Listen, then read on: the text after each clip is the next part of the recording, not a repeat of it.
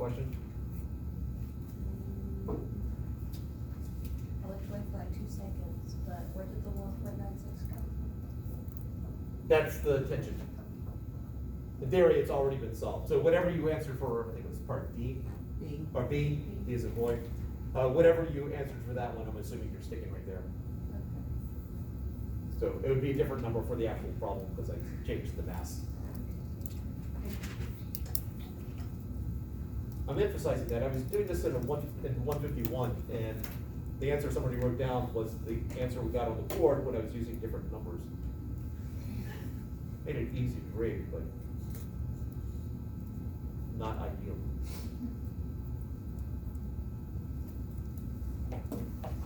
All right, so to solve this, and I recognize this, potentially, there's a lot of stuff here. I know there's the wide range of math abilities here, so this is why this is potentially a tough problem psychologically. But we're trying to solve for mu, that thing in the denominator. So the first thing we need to do is get rid of the stuff on the outside. We got that radical there that we need to get rid of. How do you undo a radical? It is a square root. Yeah. So we square both sides, because you do it to one side, you gotta do it to the other. So that becomes 4,900 is equal to 1.96 over mu. Now I'm trying to solve for mu here. A couple ways of looking at it, but again, I can make anything into a fraction by sticking it over 1. So now I've got two fractions equal to each other. So we can now cross multiply. I multiply the diagonal I know, and divide by the number left over. So I get 1.96 over 4,900 would be mu. And that gives some just absolutely spectacular number, which makes your life just a little bit more complete.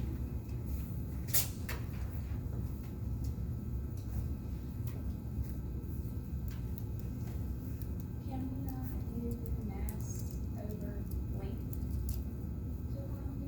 Except you don't know the mass of the string. Okay. And based upon past classes, there's some people who they recognize it's the mass over length, so they take the only mass given in the problem and the only length given in the problem, and they mash them together. But it doesn't work that way.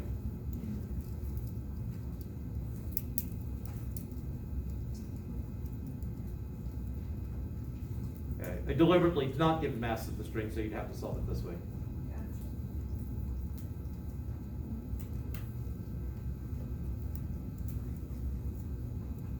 Now, if you're tempted to leave the answer like this, one, don't forget units. But the problem is that there's officially there's more than one fraction bar there. You got the fraction bar that you can see, and then you got the decimal point there. If you want to leave it as a fraction, we need to get rid of the decimal, and don't just erase it. You multiply it by 100 to move it over 2 spaces, and you got to do the same to the bottom. So you could leave it as 196 over 4b9. So I guess 490,000. That would be acceptable, but you have a calculator, so why not just go for the decimal? What is the decimal anyway? 0.0004. 4 exactly? Okay. And units?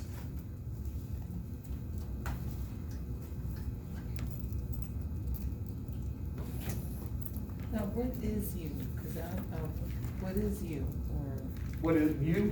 Mu, this is linear density.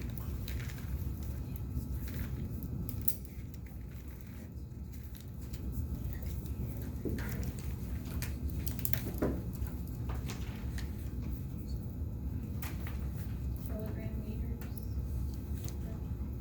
Close, you left the word out.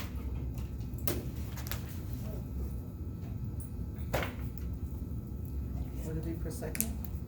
No, not per second. But you did say the key word that you left out. Or Kilogram kilogram per per meter? meter? Sorry. I heard- Per meter? Yes, per meter. I heard you say kilogram meters. Oh, per meter, okay. Yeah.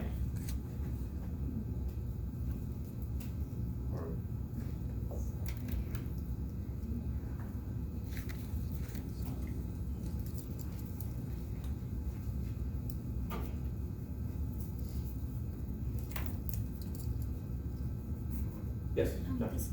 This is what I got. I got 4e negative 4. Yeah. Am I doing it wrong? No, that's right. Okay. So when you see, you use your calculator, all right, so what you got was 4e negative 4. And not every calculator is going to present it this way.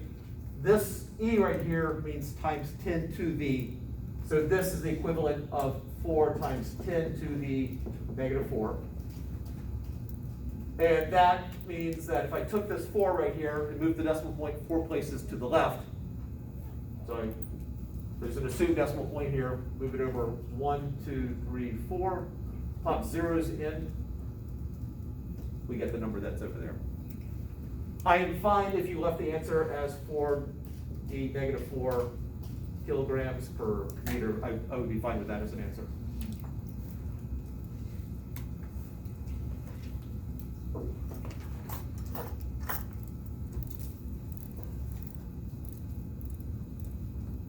Other questions on problem 8?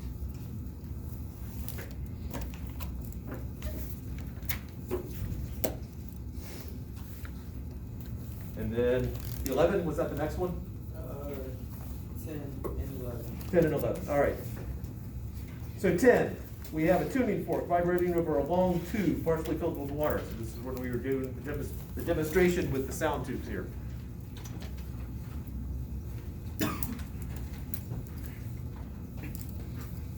Second harmonic is heard when the water column is 0.8 meters tall and the air column in the tube is 0.37 meters.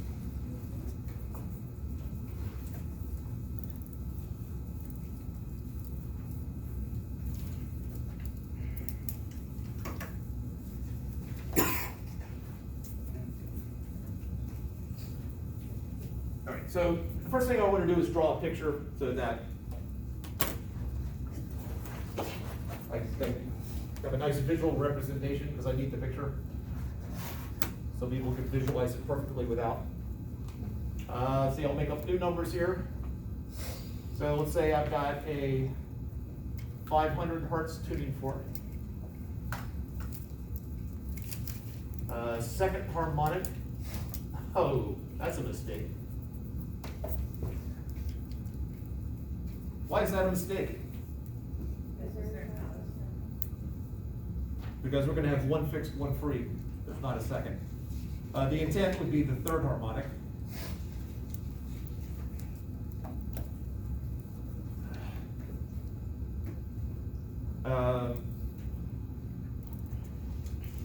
So when the water column, so that's the water, is, we'll just say 1.2 meters, and the air column here is 0.45 meters.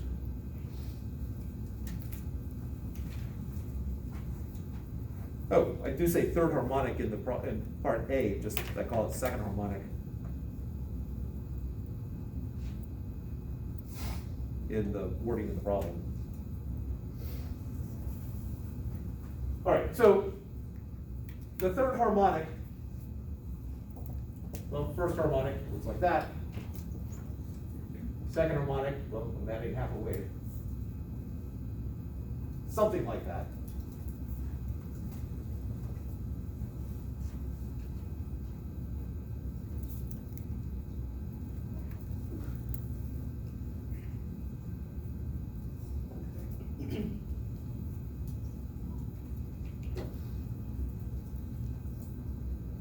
In theory, if a microphone were put right here, it would hear nothing. Unfortunately, putting a microphone right there would disrupt the harmonic that you're creating, and so it messes up the actual measuring of it, would mess up the test.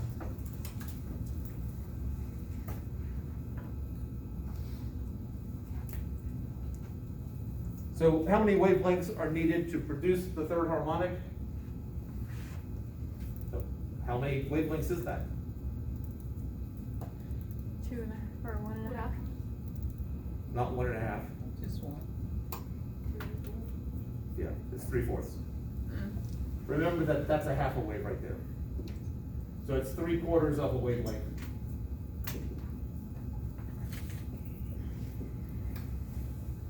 And that's crammed into the airspace. We're not having the harmonic in the water, it's in the airspace right here. So in my example here, that would be 0.45 meters. And so the wavelength, by both sides by 3/4, or 0.75, and I think you get 0.60 meters.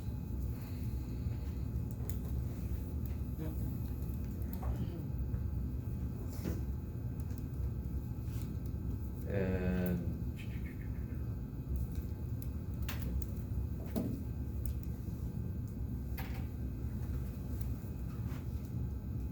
oh, so I guess the answer to part A would be the 3/4 of a wavelength. The answer to part B would be this. All right.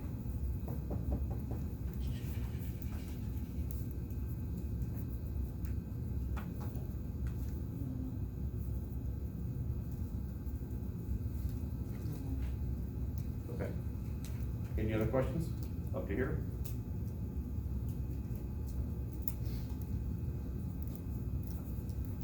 And then the last bit is, oh, the next bit, the speed of sound. Again, we go back, we have two formulas here. The one dealing with tension in a string or a line doesn't make much sense here because I'm dealing with air. So I have the other formula, frequency times the wavelength. Frequency is given. Wavelength was found in part B. I can just multiply them.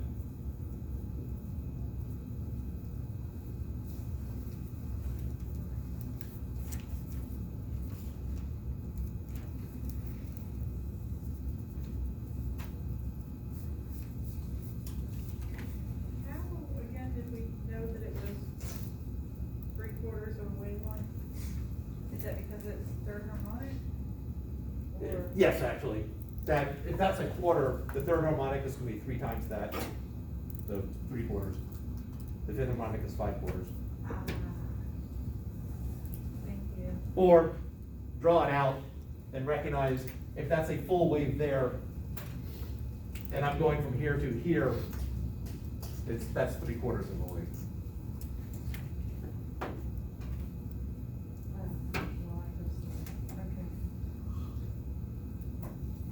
No need to feel silly. But this is gonna be the group that gets this question correct. Every one of you. All right, so how did we get 60? All right, so I know that this is 3/4 of a wavelength. In the problem, I tell you how long the air column is. Okay. So 3/4 of a wavelength is equal to whatever I tell you is the length of the air column. And so that's why I said 3/4 of the wavelength equal to 0.45. So you can multiply both sides by 4/3, or you decimal fans out there, that's 0.75 lambda is equal to 0.45. And divide by 0.75.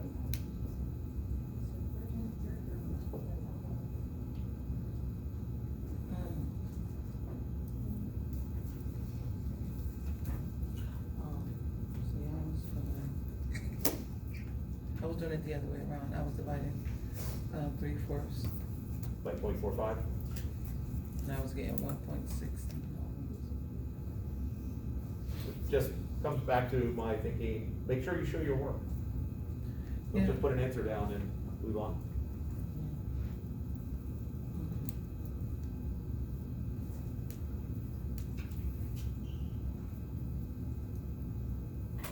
All right. And the last question is, at what height, what's the height of the water column? Will the first, at what height of the water column will the first harmonic be heard? Well, the first harmonic, just have a quarter of a wave. Well, I know 3/4 of a wave is 0.45 meters, so how long is a quarter of a wave?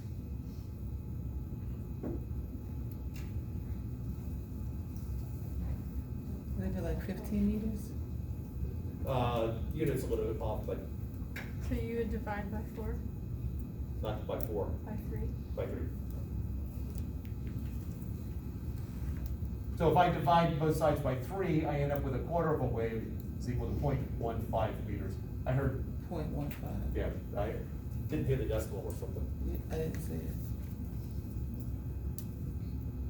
So the first harmonic would be heard, well, basically right there, so that's 0.15 meters. And so I'm asking, what is the length of the air column, of the water column right there? What is that length? Obviously, the bulk of it, the physics is the 0.15 meters is the answer, but the question is asking how long does the water column need to be? I know the whole thing is 1.65 meters, so this has to be 1.5 meters. Because that length there has to be the same as this length here.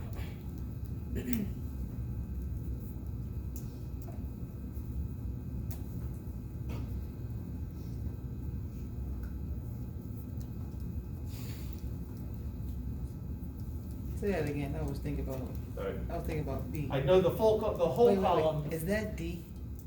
or E. We don't have an E on 10. Yep, that's D. D. That's what happened. Okay. Right. So the whole tube has to be the sum of the water plus the air. So I know that the whole tube is 1.65 meters tall. For part D, I know that I need 0.15 meters from the top for air. And so the question is asking how long does the water need to be, is the water part of the column, and it's whatever I need to add to this to get me 1.65. Or it's 1.65 minus 0.15.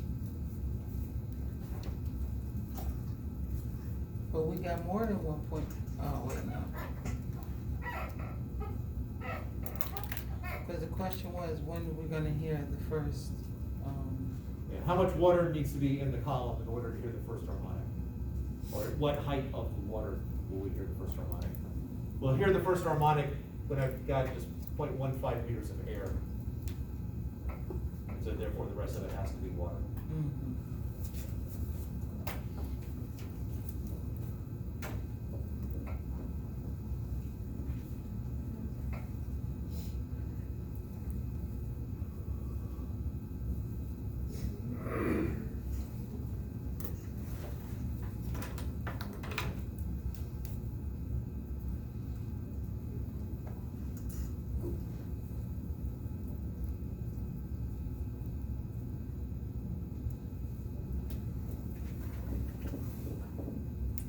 All right, any other questions from, so that was 10, and Luis, you've got 11 also. Yeah, just 11, that's it. Any other questions on this one before we talk about 11? Guess I can erase this.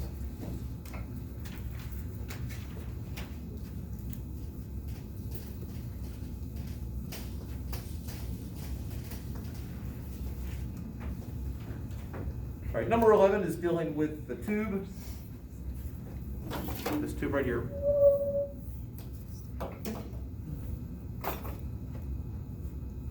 So it's 0.9 meters long in a circle, creating a third harmonic tone. So of course I'll change numbers. Let's make it 1.2 meters long and make it the second harmonic.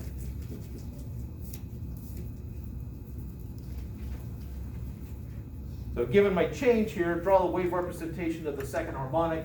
The tube has two open ends, and so those would be antinodes. The first harmonic, as drawn earlier today, that's the first harmonic. It's half a wave. That's a half of a wave.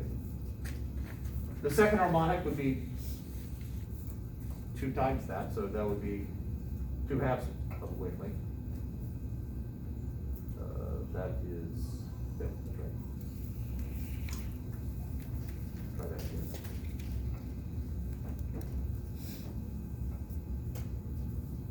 So there's the second harmonic, and that's a full wave.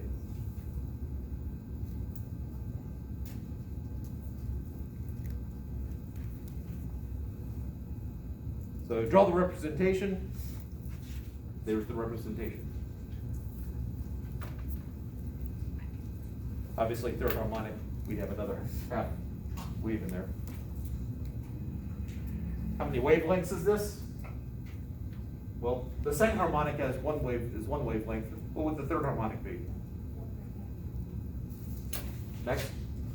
2. Yep. And so on. What is the wavelength of the wave? Well, if it's 1.2 meters from here to here, and that's one wavelength, officially you divide 1.2 by 1. So my wavelength's gotta be 1.2 meters.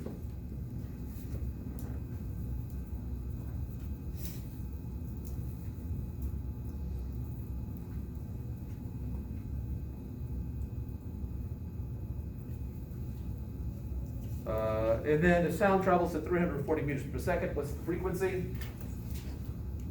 Again, go back to speed as frequency times the wavelength. I tell you 340 meters per second. The frequency, trying to find the frequency, 1.2 meters for the wavelength. For the math problem, 340 is equal to 1.2 times f.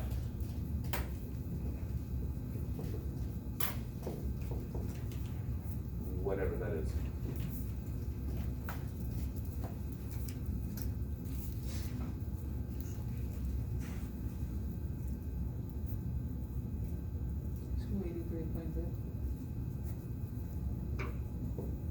Units? Meters per second. Hertz. It will be hertz. But I was thinking meters per second. That But you use the meter frequency. will cancel out. We're just left with the seconds. Look at. So you could put 1/seconds if you want, but hertz. Hertz. This is a capital H, lowercase z.